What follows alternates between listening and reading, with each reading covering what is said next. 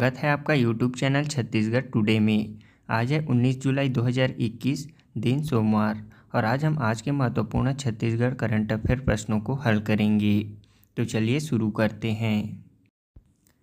हमारा पहला प्रश्न है, छत्तीसगढ़ राज्य निर्माण के स्वप्न दृष्टा व स्वतंत्रता सेनानी खूबचंद बघेल जी का जयंती समारोह कब मनाया जाता है? इसका आंसर है ऑप्शन ए 19 जुलाई को। छत्तीसगढ़ राज्य निर्माण के स्वप्न दृष्टा व स्वतंत्रता सेनानी खूबचंद बघेल जी का जयंती समारोह 19 जुलाई को मनाया जाता है। डॉक्टर खूबचंद बघेल जी का जन्म रायपुर जिले के पथरी गांव में 19 जुलाई 1900 को हुआ था। उनकी माता का नाम केकतीबाई और पिता का नाम जुड़ावन दास है। उन्होंने पृथक छत्तीसगढ़ की मांग के लिए 1956 में राजनांदगांव में छत्तीसगढ़ महासभा का गठन किया था, जिसके महासचिव थे दशरथ चौबे। इसके बाद 1967 में ही खूबचंद बघेल जी ने राजनांदगांव में पृथक छत्तीसगढ़ हेतु छत्तीसगढ़ भातृत्व संघ का गठन किया, जिसके उपाध्यक्ष थे द्वारिका प्रसाद तिवारी। खूबचंद बघेल जी 1931 में सरकारी पद त्याग कर कांग्रेस में शामिल हो गए। इससे पहले 1930 में रायपुर महाकौशल राजनीतिक परिषद के अधिवेशन में डॉक्टर बघेल ने भी हिस्सा लिया था। सन 1931 में डॉक्टर बघेल रायपुर जिला के डिटेक्टर और बाद में राज्य के 8वें डिटेक्टर नियुक्त हुए। उन्होंने 1939 के त्रिपुरी के ऐतिहासिक कांग्रेस अधिवेशन में स्वयंसेवकों के कमांडर के रूप में कार्य किए। 1942 में भारत छोड़ो आंदोलन के तहत इनकी गिरफ्तारी भी की गई थी। उन्हें रायपुर जिला तहसील से 1946 के कांग्रेस चुनाव में निर्विरोध चुना गया था। इसी तरह सन 1946 में डॉक्टर बघेल को तहसील कार्यालय कार्यकारिणी के अध्यक्ष और प्रांतीय कार्यकारिणी के सदस्य के रूप में भी मनोनीत किया गया। स्वतंत्रता के बाद उन्हें प्रांतीय शासन से संसदीय सचिव भी नियुक्त किया गया था। बघेल जी संसद के शीतकालीन सत्र के लिए भाग लेने दिल्ली गए हुए थे। वहां दिल का दौरा पड़ने से उनकी आकस्मिक निधन 22 फरवरी 1969 को हो गई। उनके द्वारा लिखी गई रचनाएं हैं करमछड़हा, ऊंच नीच, लेड़गा सुजान, बेटवा बिहाव, जनरल सिंह और भारत माता। उनकी रचनाओं में ऊंच नीच, छुआछूत और भेदभाव को कम करने के लिए लिखा गया है। करमछड़हा नाटक आम आदमी की गाथा और बेबसी को दर्शाता है। जनरल सिंह में छत्तीसगढ़ के दब्बूपन को दूर करने का रास्ता बताया गया है, जबकि भारत माता 1962 में भारत चीन युद्ध के बारे में लिखकर इस पर मंचन कराया गया था। हमारा अगला प्रश्न है, हाल ही में देश के सर्वश्रेष्ठ कृषि विज्ञान केंद्र के रूप में छत्तीसगढ़ के किस कृषि विज्ञान केंद्र को सम्मानित किया गया है? इसका आंसर है ऑप्शन बी कृषि विज्ञान केंद्र कोरिया को। छत्तीसगढ़ राज्य के कृषि विज्ञान केंद्र कोरिया को भारत सरकार द्वारा देश के सर्वश्रेष्ठ कृषि विज्ञान केंद्र के रूप में सम्मानित किया गया है। कृषि विज्ञान केंद्र कोरिया को छत्तीसगढ़ शासन की महत्वाकांक्षी योजना नरवा, गरुवा, घुरवा और बाड़ी के प्रभावी क्रियान्वयन तथा कृषकों में उद्यमिता विकास हेतु सम्मानित किया गया है। भारतीय कृषि अनुसंधान के 93वें स्थापना दिवस के अवसर पर कृषि भवन नई दिल्ली में आयोजित सम्मान समारोह में केंद्रीय कृषि मंत्री नरेंद्र सिंह तोमर ने कृषि विज्ञान केंद्र कोरिया को देश भर में संचालित 722 कृषि विज्ञान केंद्रों में सर्वश्रेष्ठ कृषि विज्ञान केंद्र के रूप में कृषि विज्ञान राष्ट्रीय प्रोत्साहन पुरस्कार 2020 से सम्मानित किया है। इस पुरस्कार का नाम है पंडित दीनदयाल उपाध्याय कृषि विज्ञान राष्ट्रीय प्रोत्साहन पुरस्कार 2020। कृषि विज्ञान केंद्र कोरिया के वरिष्ठ वैज्ञानिक एवं प्रमुख डॉक्टर रंजीत सिंह राजपूत ने यह पुरस्कार वर्चुअल माध्यम से ग्रहण किया। इंदिरा गांधी कृषि विश्वविद्यालय के अंतर्गत संचालित कृषि विज्ञान केंद्रों को चौथी बार राष्ट्रीय स्तर पर सम्मानित किया गया है। इसके पूर्व कृषि विज्ञान केंद्र बस्तर, कृषि विज्ञान केंद्र दंतेवाड़ा तथा कृषि विज्ञान केंद्र कांकेर को राष्ट्रीय स्तर पर सम्मानित किया जा चुका है। हमारा अगला प्रश्न है, छत्तीसगढ़ बीज विकास निगम का अध्यक्ष किसे बनाया गया है? इसका आंसर है ऑप्शन डी अग्नि चंद्राकर को। अग्नि चंद्राकर को छत्तीसगढ़ बीज विकास निगम का अध्यक्ष बनाया गया है। हमारा अगला प्रश्न है, छत्तीसगढ़ शाकंभरी बोर्ड का अध्यक्ष किसे बनाया गया है? इसका आंसर है ऑप्शन बी राम कुमार पटेल को। राम कुमार पटेल को छत्तीसगढ़ शाकंभरी बोर्ड का अध्यक्ष बनाया गया है। हमारा अगला प्रश्न है, छत्तीसगढ़ तेलघानी आयोग का अध्यक्ष किसे बनाया गया है? इसका आंसर है ऑप्शन बी संदीप साहू को। छत्तीसगढ़ तेलघानी आयोग का अध्यक्ष संदीप साहू को बनाया गया है। इसके अलावा भवन सन्निर्माण कर्मकार मंडल का अध्यक्ष सुशील सन्नी अग्रवाल को बनाया गया है। हमारा अगला प्रश्न है, एनटीपीसी रिन्यूएबल एनर्जी द्वारा भारत की पहली हरित हाइड्रोजन आधारित गतिशीलता परियोजना की स्थापना किस भारतीय राज्य केंद्र शासित प्रदेश में की जाएगी? इसका आंसर है ऑप्शन सी, लद्दाख में। एनटीपीसी रिन्यूएबल एनर्जी द्वारा भारत की पहली हरित हाइड्रोजन आधारित गतिशीलता परियोजना की स्थापना लद्दाख में की जाएगी।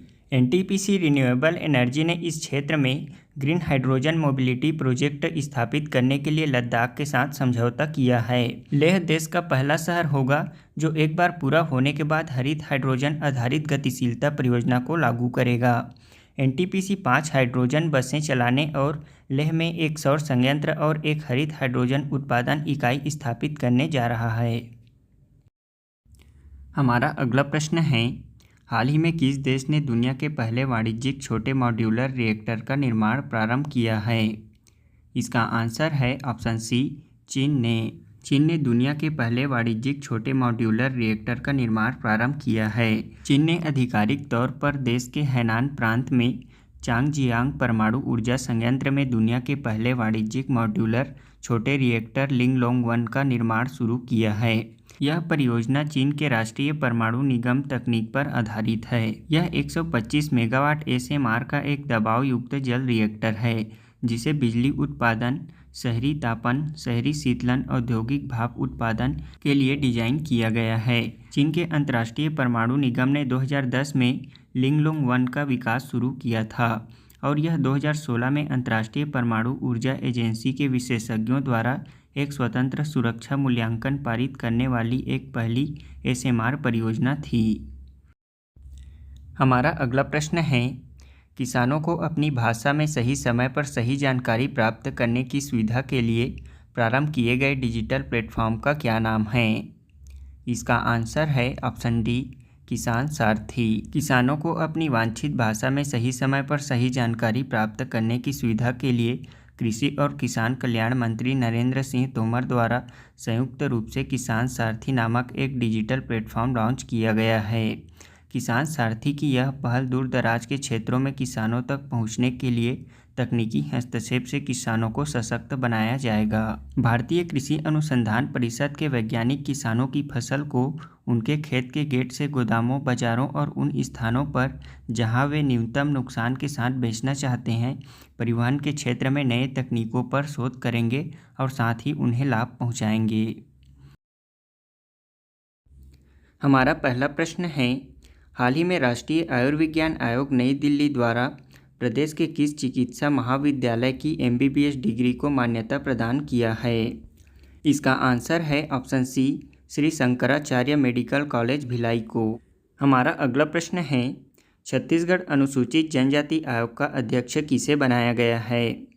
इसका आंसर है ऑप्शन सी, भानु प्रताप सिंह को। हमारा दूसरा प्रश्न है, छत्तीसगढ़ राज्य योग आयोग का अध्यक्ष किसे बनाया गया है? इसका आंसर है ज्ञानेश्वर शर्मा को। हमारा अगला प्रश्न है, छत्तीसगढ़ वित्त आयोग का अध्यक्ष किसे बनाया गया है? इसका आंसर है ऑप्शन बी, सर्जियस मिंज को। हमारा अगला प्रश्न है, छत्तीसगढ़ बाल अधिकार संरक्षण आयोग का अध्यक्ष किसे बनाया गया है? इसका आंसर है ऑप्शन सी, तेज कुंवर नेताम को। हमारा अगला प्रश्न है, हाल ही में कैबिनेट ने किस राष्ट्रीय योजना को जारी रखने की मंजूरी प्रदान की है?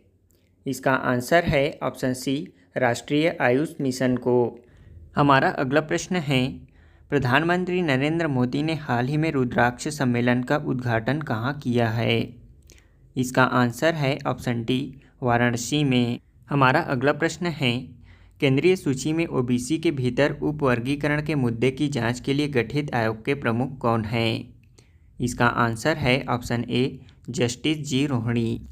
अब हम कल के क्विज़ का आंसर जान लेते हैं। हमारा पहला प्रश्न है, छत्तीसगढ़ में विधानसभा चुनाव 2020 में मरवाही से निर्वाचित विधायक का क्या नाम है? इसका आंसर है डॉक्टर के ध्रुव। छत्तीसगढ़ में विधानसभा उपचुनाव 2020 में निर्वाचित मरवाही क्षेत्र से विधायक का नाम डॉक्टर के ध्रुव है। बता दें कि पूर्व मुख्यमंत्री एवं मरवाही के विधायक स्व अजीत जोगी की मृत्यु के बाद मरवाही में उपचुनाव कराया गया था, जिनमें निर्वाचित विधायक के ध्रुव आए हैं। हमारा दूसरा प्रश्न है, छत्तीसगढ़ वन विभाग का नाम परिवर्तन कर क्या रखा गया है? इसका आंसर है वन एवं जलवायु परिवर्तन विभाग।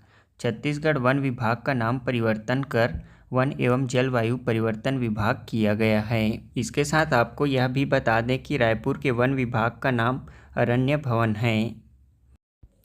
हमारा आज के क्विज का पहला प्रश्न है, छत्तीसगढ़ शाकंभरी योजना क्या है?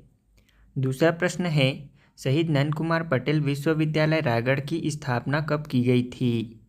तीसरा प्रश्न है, छत्तीसगढ़ में सभी स्रोतों से लगभग कितने प्रतिशत क्षेत्र में सिंचाई सुविधा उपलब्ध है?